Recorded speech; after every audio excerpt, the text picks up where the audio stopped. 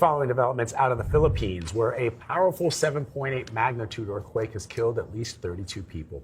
CBS News foreign correspondent Ramy Inocencio has more from our London newsroom. Ramy, what are we learning about this earthquake? We saw a video this morning of young children, I guess at a school, where we could see the roof of their school collapsing. What more can you tell us? Yes, absolutely. They were cowering in fear right in front of their school, and then we saw that rooftop fall down behind them. Putting this into context, Vlad, this is the biggest earthquake to hit the Philippines in 36 years. What were you doing in the year 1990? Because that was the last time a 7.8 magnitude quake hit the Philippines. The shaking started at about 7 a.m. local time. People were starting their day. Kids were starting to go to school. Most of the people who were killed were in buildings that collapsed, also debris falling on them, and then from a landslide that also kicked off. There you see a restaurant there, a famous Jollibee restaurant there, which is quite iconic in the country. 12 people, we understand, at this point are still missing. Authorities also checking into reports of students being trapped in a school that collapsed.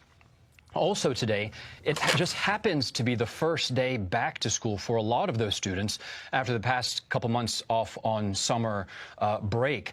And part of the reason why we're seeing so much catastrophe here is because the epicenter of this quake was quite shallow and quite near the coast. 20 miles off the coast, about 20 miles deep. And, you know, as quakes go, when it's shallow, there's more destruction.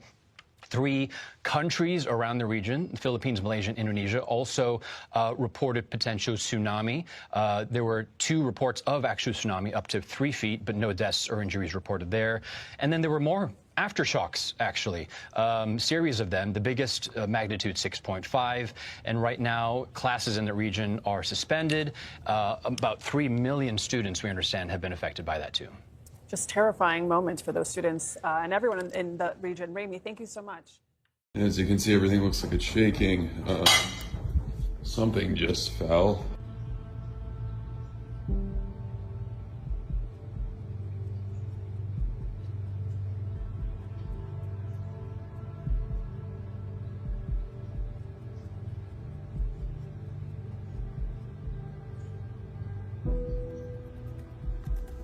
All right, guys, everything is shaking. There may be an earthquake happening in Mexico right now. I'm in Playa del Carmen.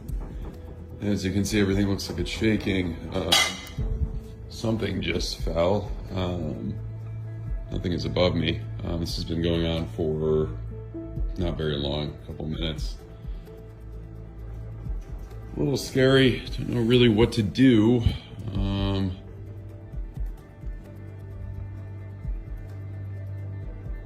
Yeah, when I was in earthquakes in LA, they didn't last this long, so yeah, this is not an ideal situation. I think it's stopping though.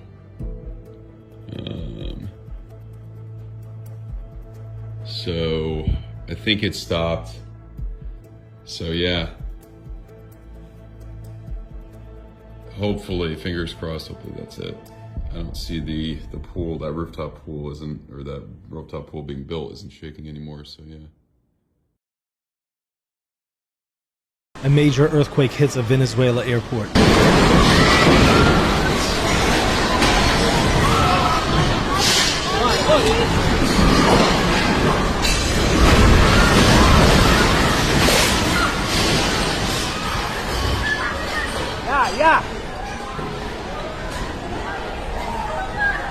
We don't know if anybody has died yet and what the damage is, but it looks really bad. Make sure to subscribe and I'll keep you up to date.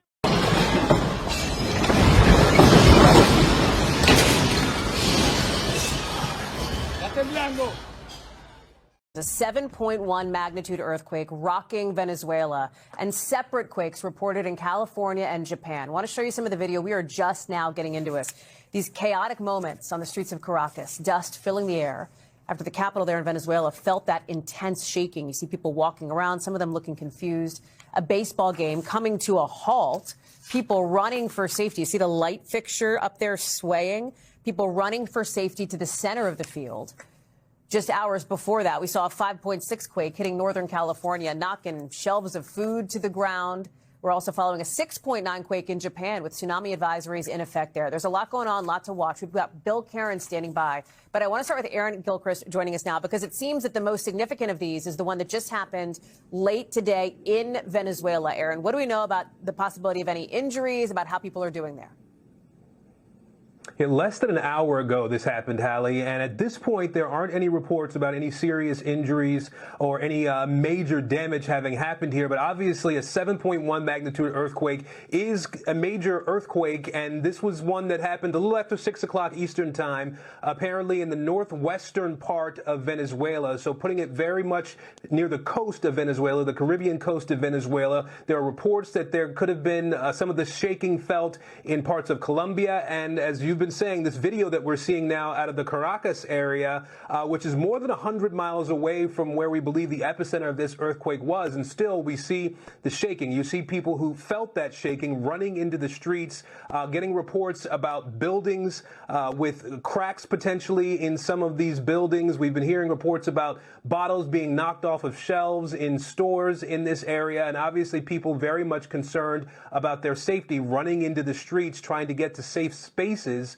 potentially to open spaces in case there were any buildings that might collapse. And again, at this point, an hour after this earthquake happened, we are not getting any reports about any buildings that have collapsed or seen any major damage, or any reports about people having been injured. Hallie, there are alerts that have been posted by the National Weather Service in this country about the potential for tsunamis in this area. An earthquake of this magnitude near the coast could potentially send waves to neighboring islands, into the Caribbean Netherlands, into Aruba. There are reports about advisories at least being posted for Puerto Rico and the U.S. Virgin Islands to be on the lookout for potentially tsunami waves. Hallie. Aaron Gilchrist, we'll look to see if we get more video coming into us, too. I know our teams are on top of that. Aaron. 3 separate earthquakes in 3 countries today, including one here in the United States.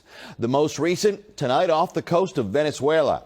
2 back-to-back earthquakes, magnitude 7.2 and 7.5. They struck about 100 miles west of Caracas. This is video of search and rescue crews going through collapsed buildings there. People describe buildings swaying and walls collapsing. Some areas lost cell phone service, so calling for help or calling family members is difficult. Right now, the airport is closed, and at this point, no updates from the government on the number of injuries or fatalities. Another earthquake tonight struck Japan. This one had a magnitude of 6.9. A camera was rolling and shaking as that earthquake hit. It struck off the coast of Honshu, which is Japan's main island. There have been strong earthquakes recently in the area. There are no reports of any injuries or damage in Japan, and officials say there is no danger of a tsunami. And we have new video of an earthquake today in Northern California. The epicenter near the town of Willits, about 140 miles north of San Francisco. Thousands of people left without power, and authorities encouraged people to stay off the roads so emergency crews and workers could get by. There were reports of some people injured.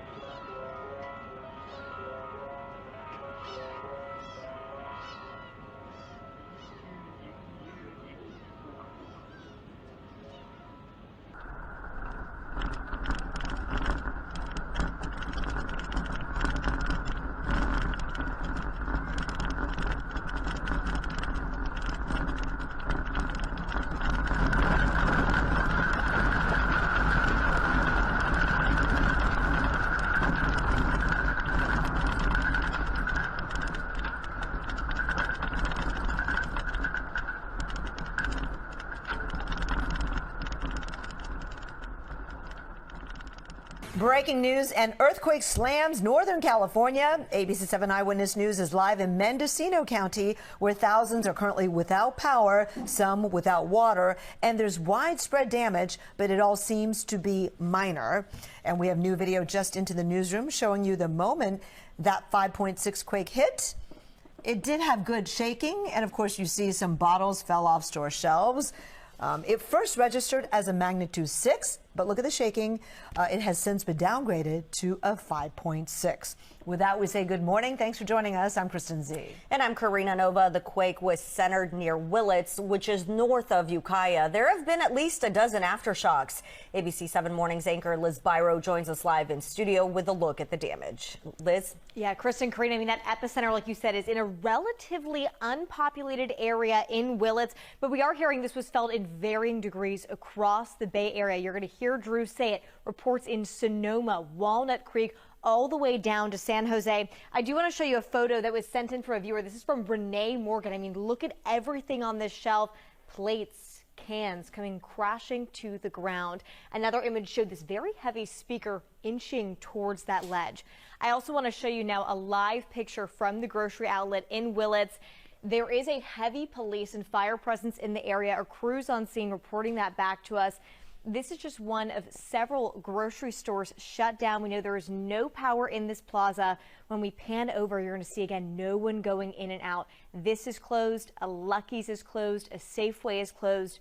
I do want to give you a look inside now. Things knocked off the store shelves when you walk through. Look at that on the right side of your screen as crew members, team members work to clean this up. We know power is out for the entire community, as I said. Now here's some more video we just got into our newsroom. Wait for that shake to hit. Boom. There it starts going. Things crashing to the ground. Shows that shaking at this is at Upper Lake Grocery in Lake County.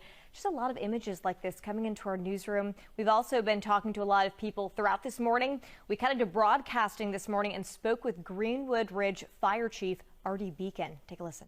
This is a wake-up call for Northern California.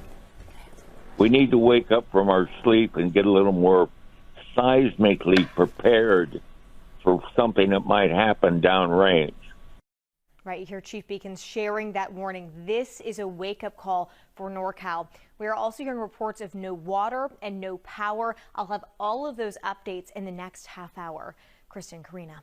All right, Liz, thank you. We know how to prepare for an earthquake, but are you ready? You can get a kit, make a plan, and be informed. If you need help, check out abc7news.com/preparenorcal. Yeah, it's only a relief that it's in a relatively unpopulated area for California. But let's turn things over now to ABC 7 meteorologist Drew Tuma with more on this quake and the aftershocks. Yeah, we all got that alert to our phones at 8:10 this morning as that magnitude 5.6 earthquake with the epicenter about 7 miles to the south and east of Willits. Since that first earthquake at 8:10, we've seen dozens of aftershocks. Right now, currently 40 aftershocks in the region. The maximum magnitude so far of those aftershocks, about a 2.8. At that magnitude, you'd really have to be on top of the epicenter of these aftershocks to really feel anything. But that magnitude 5.6 was felt across the entire region, as far north as southern Oregon. As you look at the epicenter right here, the Did You Feel It reported, of course, the strongest shaking near the epicenter, folks reporting moderate to strong shaking. But you look around the entire North Bay. I mean, everybody felt at least some weak shaking, not just the North Bay. We'll zoom on down a little bit to the south, the entire Bay shoreline, the city, the East Bay, the peninsula, even as far south as Santa Cruz, reporting some weak shaking out of this system. All right, so the aftershock forecast, this coming from the USGS, they put some numbers to the next 7 days, and of course, a pretty high likelihood of at least a magnitude 3 aftershock. We're seeing those kind of out there right now, and then guys, those chances really drop off with anything stronger over the next 7 days.